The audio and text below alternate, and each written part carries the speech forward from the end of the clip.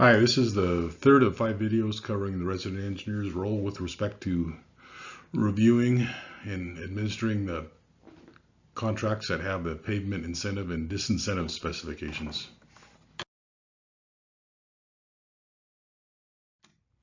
In this video, we'll cover the witnessing and receiving of the contractor's initial profile runs and the summary PDF reports that are required to be submitted. The smoothest incentive and disincentive specs require the contractor's inertial profile runs taking throughout the life of the project to be submitted within 12 hours to the resident engineer and then also uploaded to the file share system. Contractors register for that filer system by submitting an email request in accordance with the contract documents. The specs also require the profiles to be submitted directly to the engineer on an electronic media device. So these media devices are typically thumb drives, and there's a security risk with thumb drives, and per our IT security policy, we are not to plug these into our computer. So the spec requires these be submitted, but when you receive them, seal them up in an envelope and say do not open, may contain a virus, and later we may have to have these opened by IT if there is a question with our payment adjustment project files. If it's questionable, if they are legitimate, we can go ahead and compare them to the actual files that were submitted on the thumb drives. In the future, maybe this spec will be taken out where we require these thumb drives, but for now the spec includes it, so do not insert these thumb drives into your computer. So again, these profiles, and there's a summary PDF report, they're required to be submitted within 12 hours or on the same day of the profiling by the contractor and uploaded to the filer website. Later, all these profiles will be submitted as part of the payment adjustment request, and we'll receive those in a PVP file. That's a ProVal project file. So for HMA surfaces, there's 4 profiles that we require: existing, baseline, pave, and final. And for the new concrete surfaces, all we require is the pave and the final. Then the grind existing concrete pavement, where we have the percent improvement specifications with no incentive or disincentives, we require the existing, baseline, and final. So again, do not insert these thumb drives into your computer, and they do pose a security risk. So it's questionable if we should hold on to them, but hold on to them now and stick them in an envelope and seal them up and say do not open. Later we may have to look at them and compare them to our profiles, but that would only be after we gained approval from IT, and they would likely require them to be scanned with the antivirus software. The contractor's inertial profile runs for the existing and baseline are also required to have a video or a photo every 52.8 feet.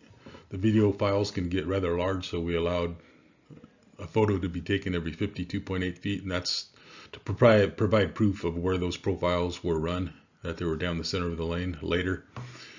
And also, before the contractor comes out, the contractor is required to notify the engineer of their testing times and dates. This provides the engineer the ability to witness the contractor's profiling operations if they so wish.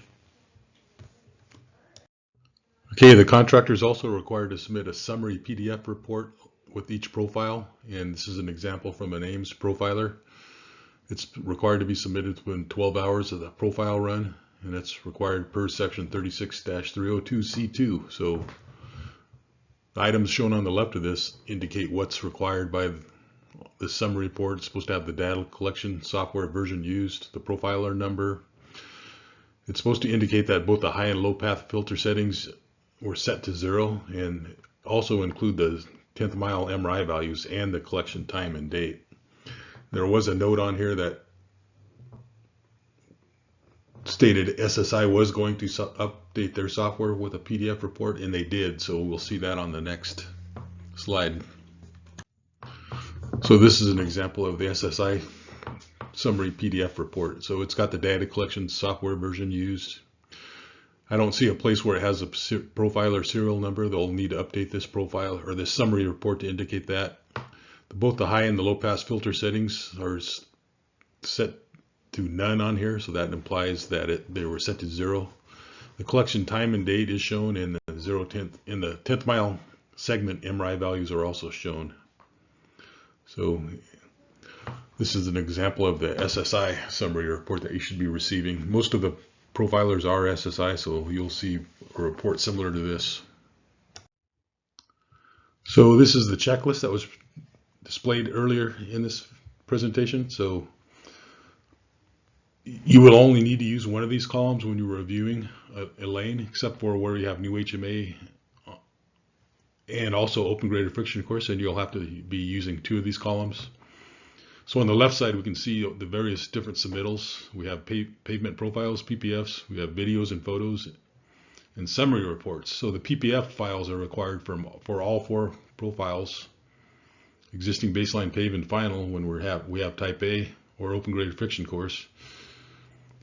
The summary reports are also required for every one of those. So anyways, you can just pick your applicable column on here and check off when you get those files to ensure you're getting everything you need.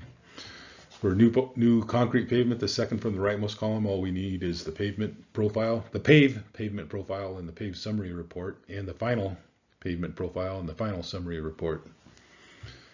And those are all within 12 hours or on the same day of running those profiles.